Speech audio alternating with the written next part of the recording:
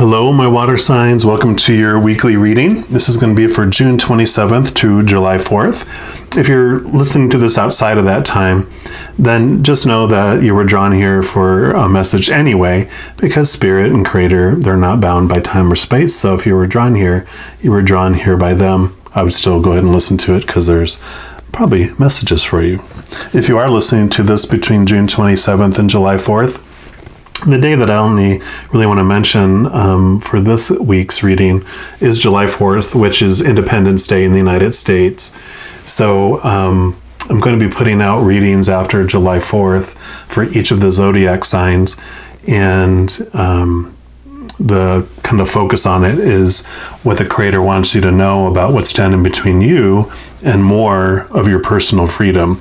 So if you haven't subscribed to my channel yet and you want to be notified when those come out, just hit subscribe, click on that little bell, and you'll get notified when those readings come out. All right, so this reading is going to be for all my water signs, so my Cancers, my Scorpios, my Pisces. And we're going to start off by pulling a card here from the Spirit Animal Oracle by Colette Baron-Reed. And we'll see what energies the Creator wants you to know about for this upcoming week.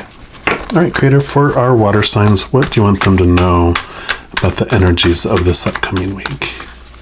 What would you like them to know? Okay.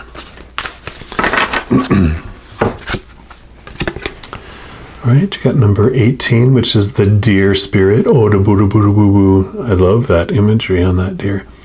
And it says, bring a gentle touch. So for this week, this is about being gentle with yourself as well as gentle with others. And that's where it starts. I mean, if you're hard on yourself, you're going to be hard on others. You know, whether it voices out of your mouth or not, inside, you're going to be hard on them.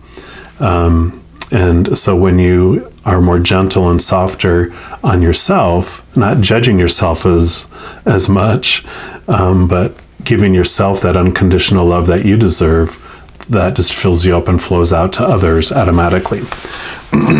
So Deer Spirit says the time has come to be gentle and diplomatic when dealing with others. You might have found yourself in a situation where negotiations are necessary in order to reach your goal. So be mindful of the words you choose, but do not worry. Deer Spirit reminds you that you have the ability to be sure-footed and confident while showing humility and respect for others. You will find that your capacity for calm and grounded communication is heightened at this time, especially since we're moving out of Gemini in the retrograde. Communication is going to be much more clear. You're going to see that anyway, but you're going to see it even more so. Follow the way of Deer Spirit, and you will do well, gaining the respect of others and finding common ground that is pleasing to you. Remember that understanding others and their needs will be more powerful at this time than putting your own first. If you do that, you'll be rewarded tenfold. And there are protection messages for these, which is like kind of the reversals. And sometimes I read them, sometimes I don't, but I feel led to read it for you. And there must be additional messages for some of you out there. It's a general reading, of course. So Spirit is bringing you a gentle warning that now is not the time to engage in an argument, no matter how volatile others are being. Do not match their intensity with your own. If you're dealing with an overly assertive person, step back and disengage, lest you agree to something out of alignment with your intentions. Don't let anyone bully you into anything you're uncomfortable with. You have solid footing if you stand your ground with grace. Those who disagree will begin to find their own gentleness and willingness to compromise.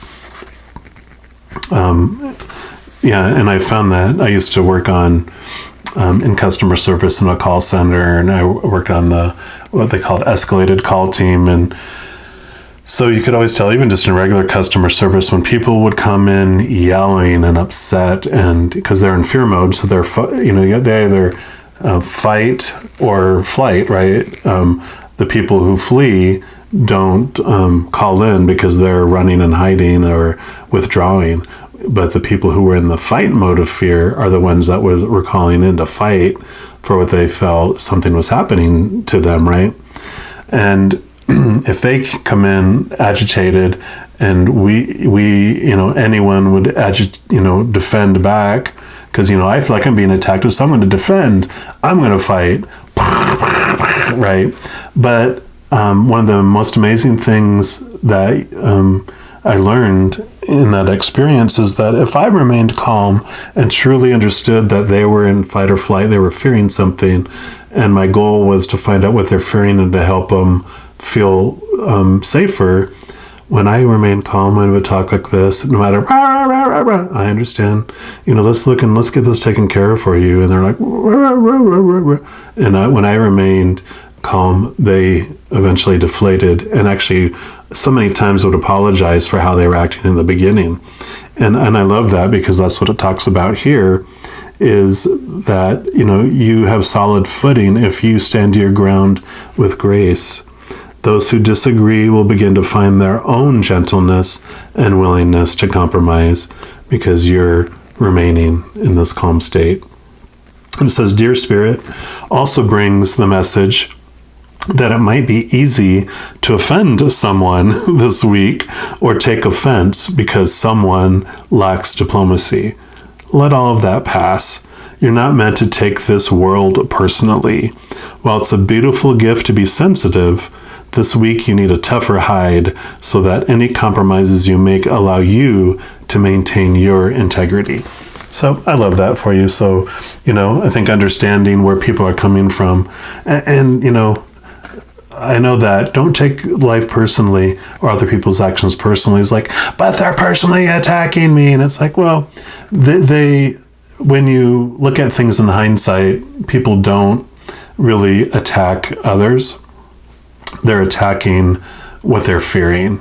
And everyone is a mirror for each other. We don't even know what they're seeing through their conditioned eyes for their whatever they went through in life. We don't even know,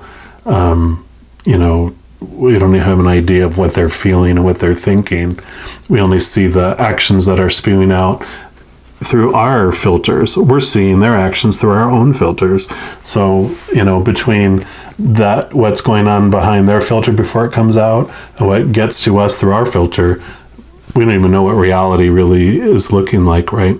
So when we understand, I don't know what their true intentions are. I just know what my fear ego is spawning this, I'm feeling uncomfortable and unsafe. Psh, psh, psh. But when you realize, what, they're not attacking me. They're going through some sort of fear. That's why they're expressing themselves this way. Because emotionally mature people don't act that way. So they're not in their emotional mind. They're literally out of their emotional mind, because when we go into fight or flight, we switch, the blood leaves our brain and we go into reaction mode. So people really aren't how can someone who's so, stable and organized in that situation, they flip out? Well, that's their trigger, and they go out of their mind. They literally go out of their mind in that situation. So when we understand that that is just an action, that's not who that person is, we allow them more of that grace that it talked about. Okay.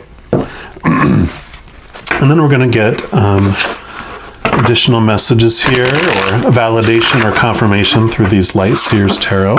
We'll see what else the Creator would like you to know about your upcoming week. All right, Creator, for our water signs, what else would you like them to know? And definitely,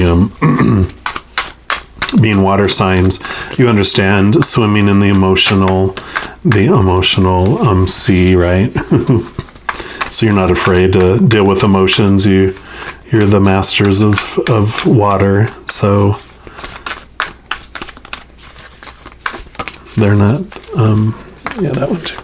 They're not, it's not as scary because you're not on the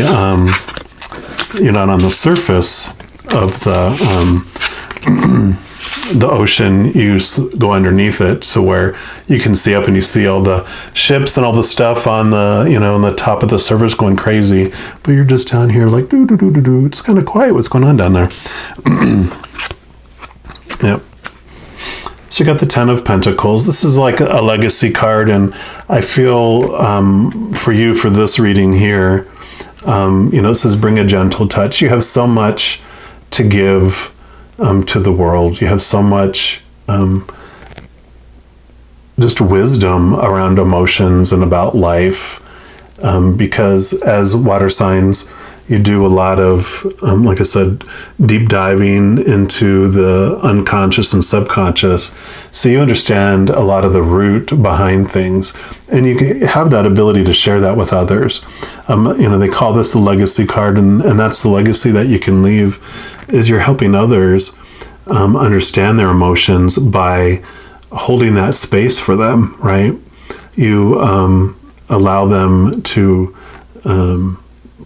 almost like this picture of a mermaid, that you can help people from the surface, air breathing world, and allow them, take them with your beautiful emotional magic. You're able to take them into depths where they don't feel like they're drowning. That's something that mermaids are able to do.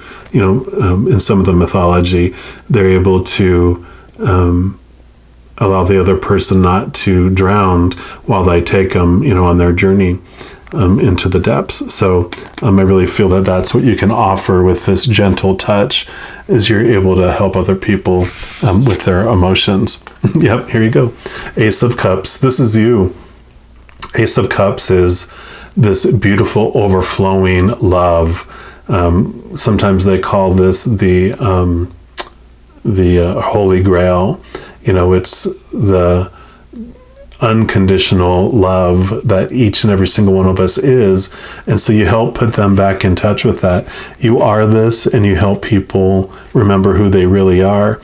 And that's why you can be gentle, because instead of coming from this place of this human fear, ego, fight, or flight, you move into that higher place, that deeper place of unconditional love, to where you can allow that to flow out to them instead. And then you got the Queen of Swords. And what I love about this Queen of Swords on this card is, here's that Ace of Cups. Has it contained inside. And so this is about, the Queen of Swords is the emotional side of our thoughts. She balances, or can bring in both of the, the mind and all the thoughts and beliefs, and bring in the balance of the unconditional love and the emotions too.